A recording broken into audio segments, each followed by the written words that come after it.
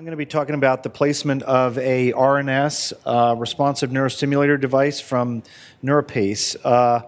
I think one of the most important things to remember for people who are familiar with DBS is that this is a much more dynamic experience than doing DBS. We pretty much do DBS almost the same way every time. The coordinates change a little bit depending upon the target, but generally the technique does not vary from patient to patient a lot.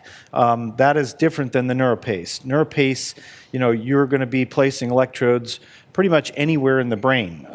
It might be the hippocampus, might be frontal lobe, might be interhemispheric fissure, could be anywhere. And so it's very important to think about what you're doing well before you get into the operating room, okay? Once you get used to doing DBS, you feel like you can kind of do everything you need to do after you get into the OR, but that is not the case here.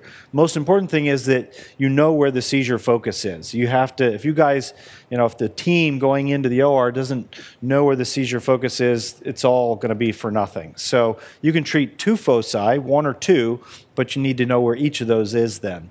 Once you know where they are, then you can start to think about what kind of electrodes you want to employ to treat the patient. With the NeuroPace device, there's two kinds of electrodes. There's a strip electrode and there's a depth electrode.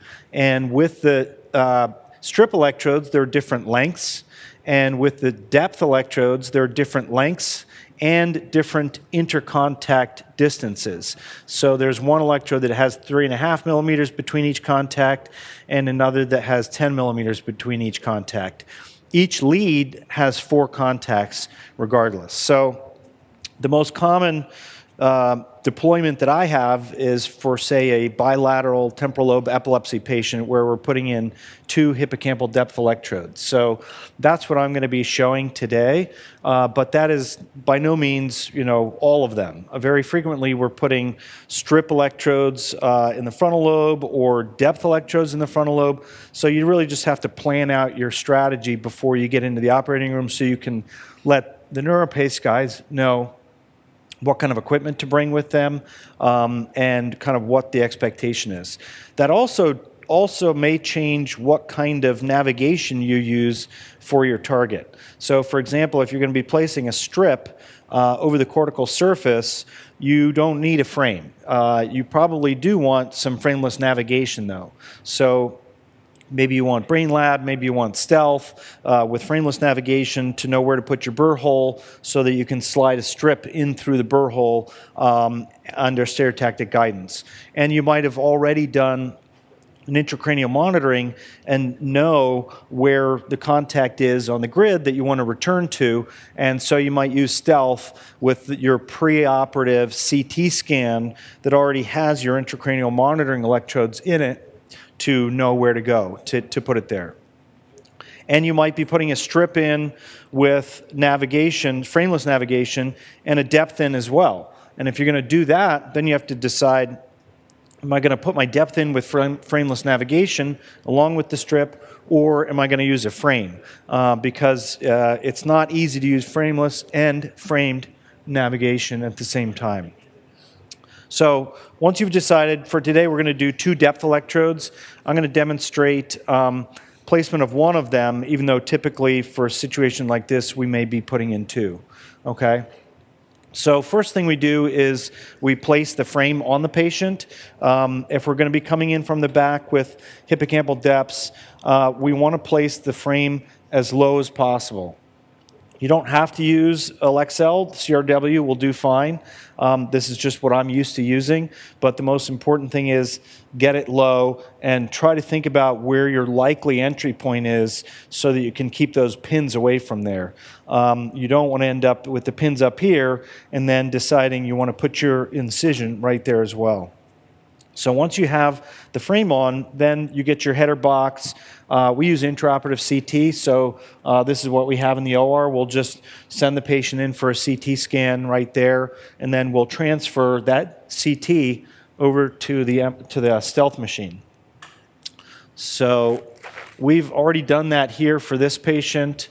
I will just show you. We have both the CT scan and the MRI scan You want to make sure you've already gotten the MRI well before you get into the operating room, and then we co-register the two of them, and then do our planning. Here I've already planned 2 depth electrodes. I'll kind of show you the first. This is the left hippocampal depth, and I planned a trajectory that passes through the body of the hippocampus and ends in the amygdala. So typically my goal for a hippocampal depth patient is to have 1 contact in the amygdala. We have 4 contacts to work with. So 1 in the amygdala, 1 in the hippocampal head, and then 2 in the hippocampal body going back. And so you want to just kind of think about it. DBS, you're usually thinking about your target, but you're not always planning the trajectory with pinpoint accuracy. Generally, there isn't that much variation from one burr hole entry to another in where your active contacts are going to be for DBS, because they're all within about 7.5 millimeters. But for hippocampal depth, you have 10 millimeter spacing, and you're trying to cover the entire hippocampus, so it's much more similar to like the visualize procedure that we'll be demonstrating next, where your target has to be accurate, but your trajectory that you get to the target through also has to be very accurate and get the task accomplished. So if you look at the sagittal here, you can see that we're kind of passing through the body of the hippocampus. Some people try not to go through the ventricle on the way to get to the hippocampus. Personally, I think it's very difficult to get a good hippocampal kind of electrode configuration without going through the ventricle, and we have not yet seen any problems with that, so I go through the ventricle whenever necessary. The nice thing about this form of stereotaxy is that you don't need to do ACPC measurements before you go in, right? So we're not going, indirect targeting from the mid-ACPC point, so you still need a frame link software that will give you XYZ coordinates, but you don't need to identify ACPC and do anything from there. The new lead point program from Medtronic actually differentiates when you're going in between a frame-based case that is ACPC based versus a frame-based case that is not ACPC based. So if you're doing like a biopsy of a tumor, usually you don't need the ACPC, but you do need Lexel coordinates X, Y, and Z. So it kind of helps you differentiate. So we're in the new version of the software that does not necessitate finding ACPC. Once you pick your trajectory and are happy with it, it will give you your XYZ ring and arc coordinates, and then you can kind of bring it up here so that it's easy to see from wherever you're operating in the OR. So I've already done that here. We have our XYZ ring and arc coordinates. I've already put all those coordinates into here, so we'll just go ahead with placing the arc. Let me just get one more glove. If anybody has any questions along the way about targeting, frame application, anything, just kind of speak up, please. So, first thing to do is to really double check all of your numbers and your accuracy. Usually, if some of the numbers are off, in other words, if the left and the right side aren't the same, these rings won't line up perfectly, and you won't get a nice, smooth rotation of the arc around the ring. And so I always really just examine everything here to make sure everything's functioning properly. Also, when you put together the Lexel frame, it can be put together wrong. And so you can't just assume that whatever you're handed is actually put together properly. In particular, these frames that hold down the ring guides here have to be screwed in perfectly flat against here for this to be accurate. So I always double check these screws right here and here. Then you also want to make sure that when you're putting in the coordinates, you have it set to 0. So with a Lexel frame, your Z coordinate can be set to add or subtract, millimeters or centimeters, but you have to always make sure it's set at 0 to be accurate to its normal target. I'm using the Fred Hare microdrive for placement of this electrode, but you don't have to use the microdrive. There's another system using a slotted cannula and reduction tubes that can be placed right into the Lexel frame. And if anybody's interested, later I can demonstrate that. But for now, most functional surgeons are very used to using a microdrive and used to the distances that are involved with the microdrive, and so that's what I'm going to demonstrate today. What you have to realize if you're going to use that, though, is that these different depths are different lengths, and this is a 30 centimeter depth electrode. It will not be long enough for you to deploy it using the microdrive. You have to use the slotted cannula if you want to use a short electrode. And you have to think about that beforehand so you know if you have enough distance to get to the generator after it's been placed. So here I've already preloaded. This is their 44 centimeter depth electrode, and I know I have to use that because I'm using the microdrive.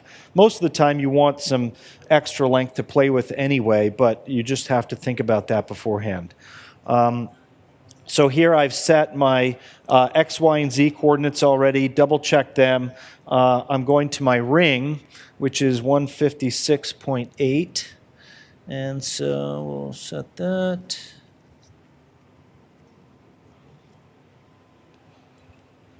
And then I just mark with a cannula where I'm going to make my skin incision. You don't really know until you put the frame on where you're going to be going with your skin incision. So you have to shave a wide area, prep a wide area, and again, try to do the best you can to predict where that's going to be and not put a pin sight there. So once I've done that, then I'll flip the arc up out of the way and do the burr hole. So I make a linear incision. Everybody likes their own way.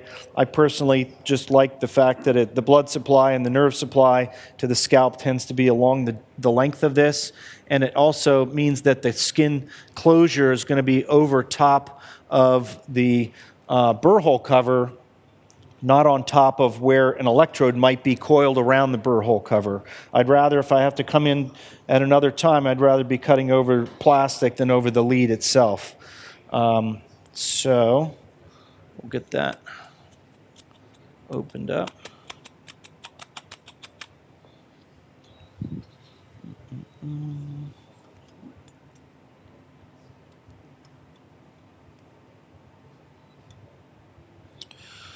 And we'll go ahead and get the perforator.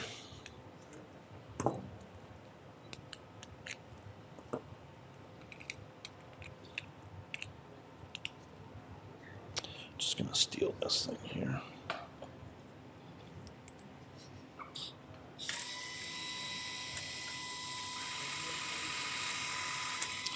So oftentimes I will again check with the cannula to make sure that after I get the skin open, I also have the proper spot on the bone marked, just so my burr hole is as precise as it can be. I'm kind of moving along here.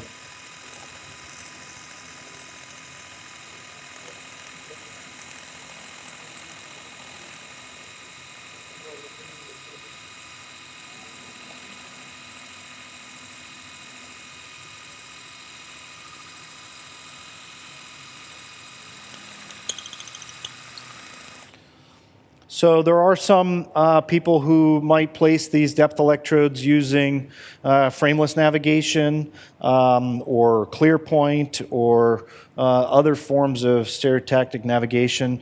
I personally like the Lexel frame a lot. I think it's really accurate. I'm very used to using it.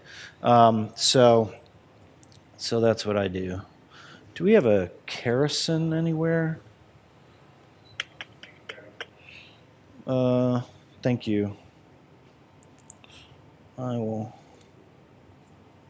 try to get by without it. So generally I open the dura in a cruciate fashion and just bipolar it. I like to just see as much as I can. but you do have to worry a little bit about CSF egress if you're doing that. I always place the depth electrodes first in any NeuroPace case that I do.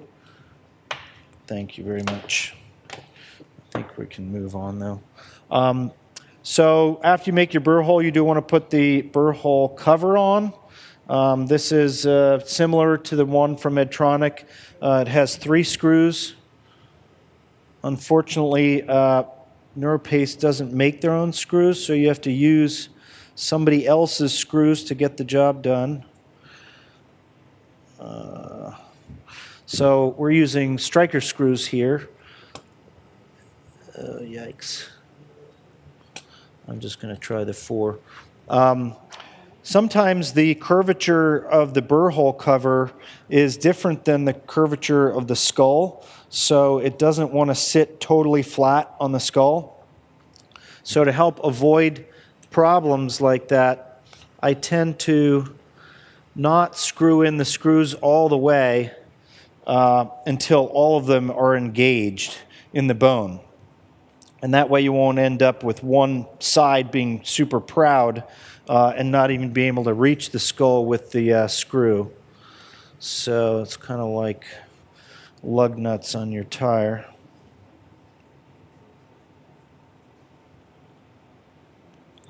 So once they're all engaged, then I kind of go around and tighten them all.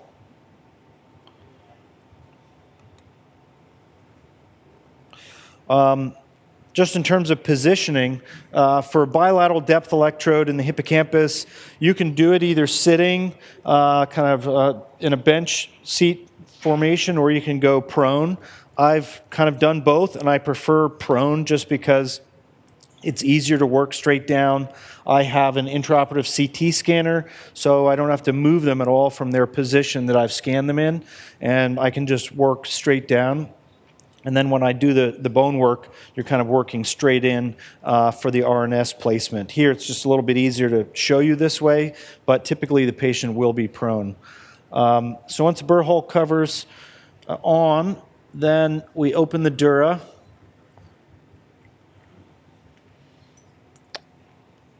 And again, I'm usually just using a cruciate incision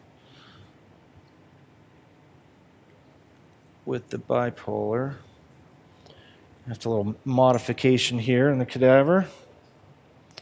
So then we go ahead and line it up. We're really not doing any recording.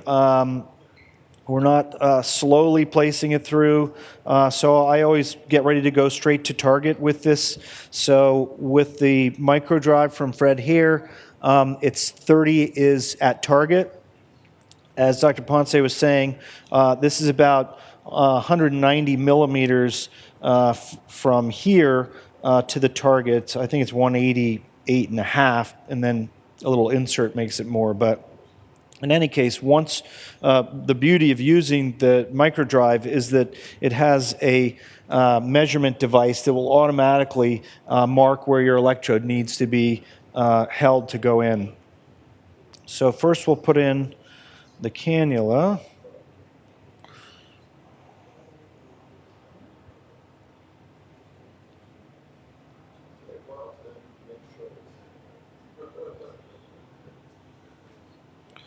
We're a little bit off.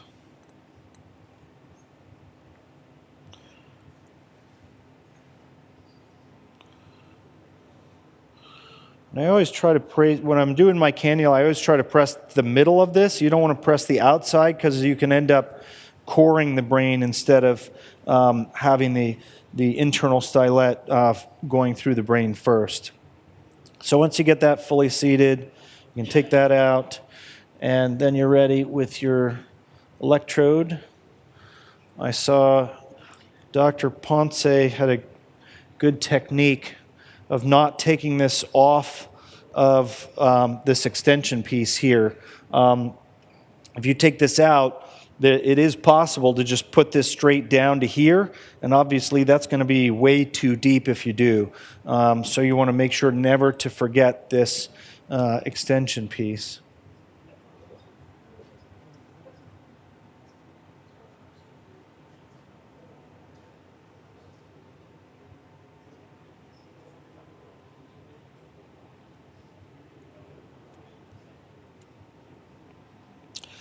So I have already pre-marked this. Actually, I think this is the wrong side.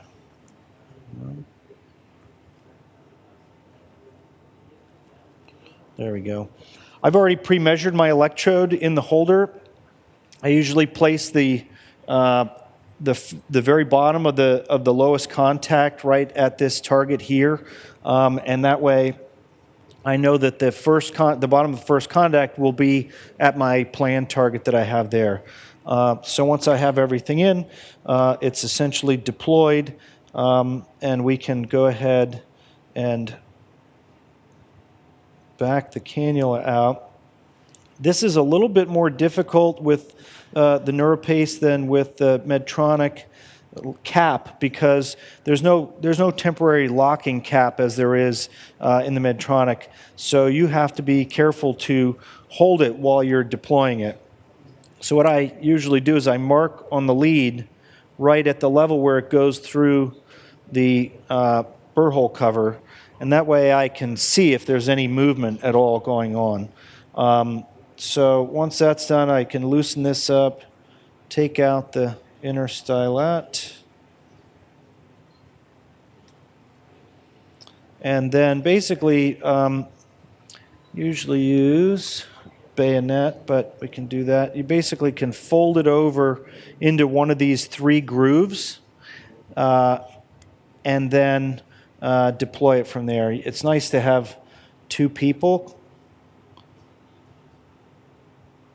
because you can have one person holding it still and watching it visually while the other one is breaking down the system. And then basically once this is in the groove, this is what locks it into place, this little plunger here. So there's only one locking mechanism. All right, so your electrode's in now. And what I usually do then is once I get both of the electrodes placed, I'll coil up the electrode and put it in the pocket there while I go and do the bone work. So we've got our electrode in. We can take the arc off. And now we want to talk about putting in the IPG. You can put this anywhere in the skull, but it's made with a certain curvature to it to fit the curvature of the skull, and they based it on kind of the parietal region back here. So you want to make sure that wherever you put it, it's not going to be really sticking out. You know, like right here, if I try to put it there, it would be very proud on the skull right there. So you want to put it in a place where it's going to sit nice and flat. You also want to think about where the electrodes are going to be leaving the device. So the electrodes are going to be coming in and holding onto the device here. So you want to position it in a way that the electrodes won't be crossing your incision, because we have to change this device every couple of years, and every time you go back in to change the device, you run the risk of cutting the leads. So if you can think about it ahead of time, pre-position and pre-plan, you know that when you're going in the next time, you know exactly where you have to open to go in, and you know that you're not going to be running into any electrodes crossing your incision. So typically I do the right parietal region for the placement of the battery. I always try to point the leads away from the skin incision, and I make a U-shaped incision around that. And so that's what I've already done here. And I've just kind of opened that up. And then the hardest part of the entire case is actually tracing around this so you know what to remove on the skull. Ideally, you have a sterile pencil, which I don't have, so it's inevitably just a cluster trying to mark on the bone where to go. Once you've marked it out, again, you want to think about where the leads are coming off. There's also a locking screw that holds this tray in place, so you want to think about where that locking screw is going to be. And then you just want to cut the outline of the tray.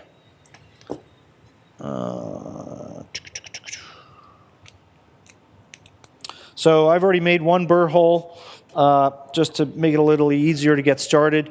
It's much better to overcut than undercut all the way around because it just won't fit and you'll be fiddling around forever and ever and ever. It's already hard enough as it is. It's better to, I like to follow the line that I've made, which is around the outside of the template. So if you stay at or outside that line that you've drawn, you know that you're not going to run into big trouble anyway.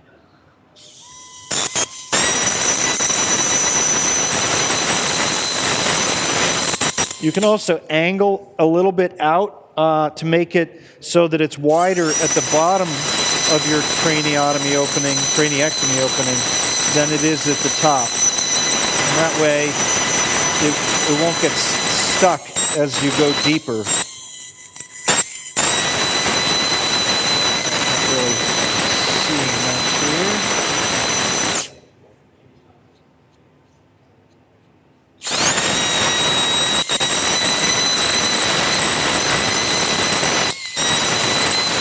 The goal, though, is to make it a nice, snug fit so somebody's not going to be noticing a lot of bumps and grooves afterwards with big gaps. It can be quite cosmetic, though. In many ways, it's more cosmetic than a DBS placement because there's no subclavicular incision. Everything's underneath the hairline in most cases. Usually I get a Penfield 3 or something. I'll just kind of make do here. It's important to try to leave the dura intact. This is not an intracranial surgery, hopefully, so you want to pay attention, try not to get any dural tears. You don't want to be doing it over the midline. There are some people that actually place this right back here between two different burr holes, right over the sagittal sinus. I'm not a big fan of that, but to each their own. And then you just want to get this to fit.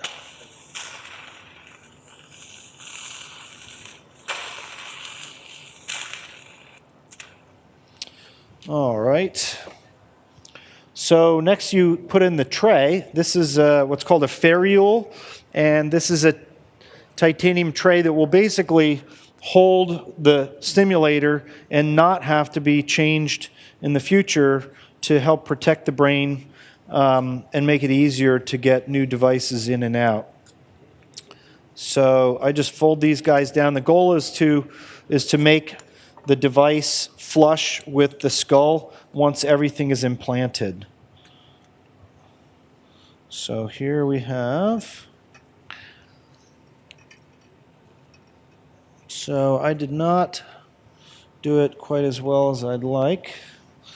So inevitably you have to go back and do a little more shaving. You can either use, I typically use a 4mm round cutting bit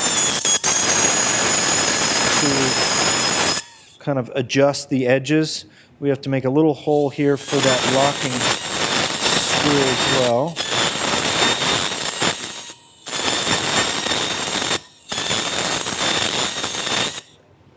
We'll see how that does it.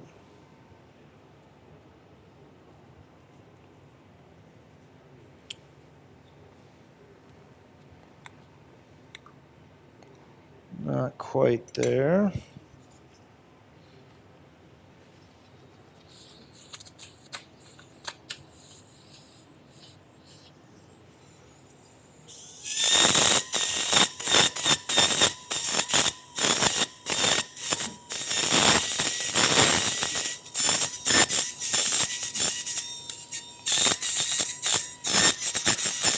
Just kind of buffering the edges here.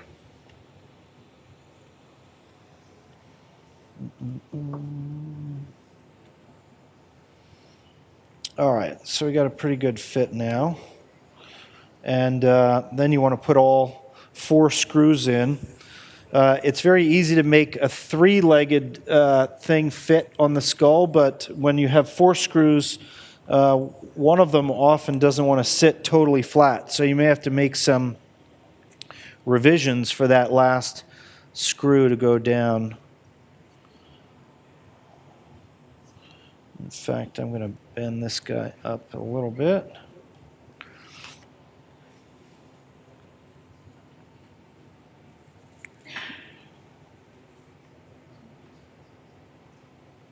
All right, so I'm just going to put that down.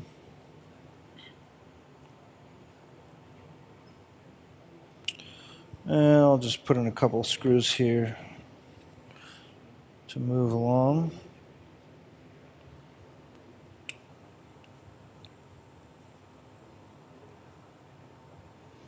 So you want to put in all four, but we'll just move along here. So next you want to tunnel this electrode from here around to the device. We know it's going to be coming in from this direction, so I'll often use like a periosteal to undermine from here.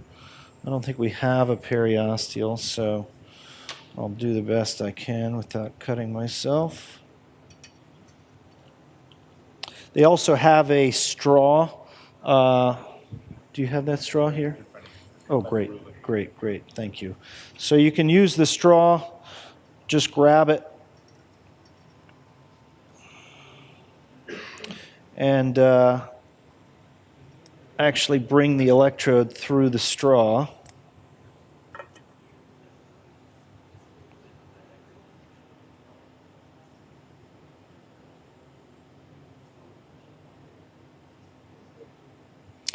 I will often coil any extra electrode back here rather than having it up here, just because I know I'm more likely to come back here again than I am to come back here, so I'll just coil any extra back here.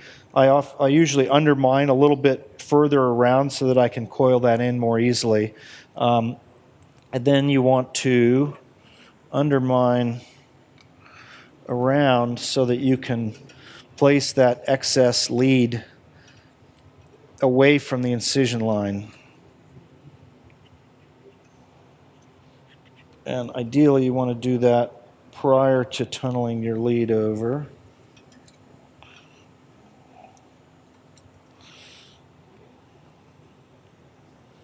So now we have the lead kind of tucked away from the incision line and ready to go in. So then you basically place your device.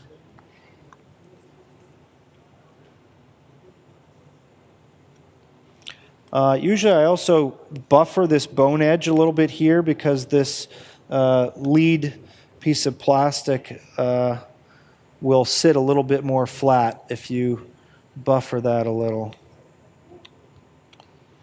So then we want to lock this down.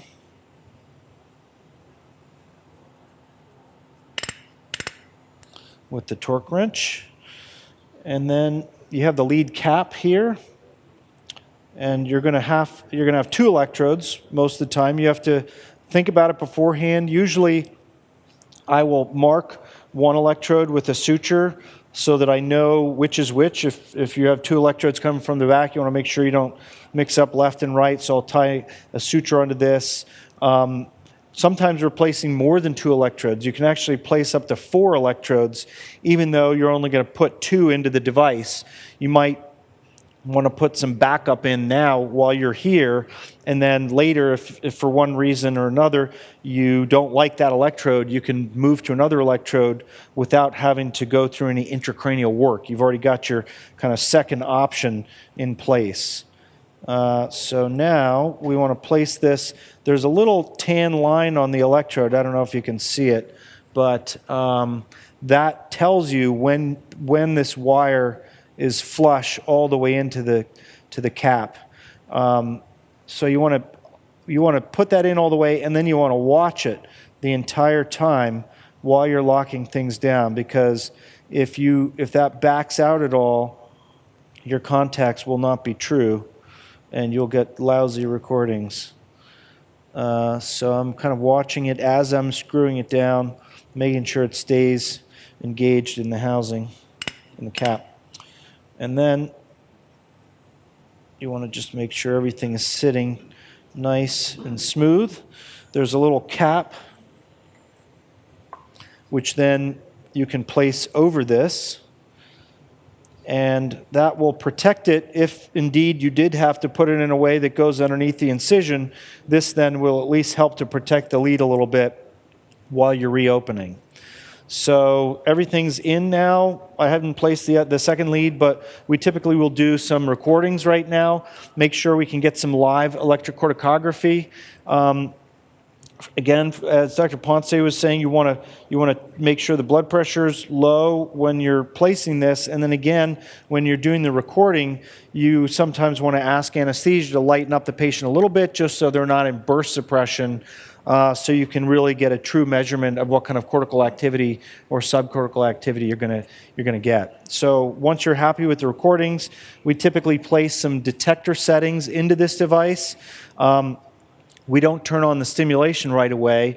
We always want to have the patient awake and make sure that they're not feeling the stimulation in any way before turning on that stimulation permanently, because once they go home with this device on, it's going to be stimulating on and off at seemingly random times that's based totally on what this device is detecting on an ongoing basis. So anytime you have a stimulation parameter that you're going to use, you want to test it with them awake first. So we're pretty much done. Close up.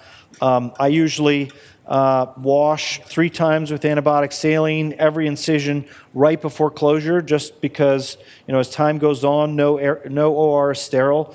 Things will inevitably settle onto your wound, and so in my mind, washing it out with copious antibiotic fluid prior to closure is one of the best ways to prevent infection. I don't typically use vancomycin powder. Some people do. I just have not found that's necessary, but I don't think it's wrong to do it either.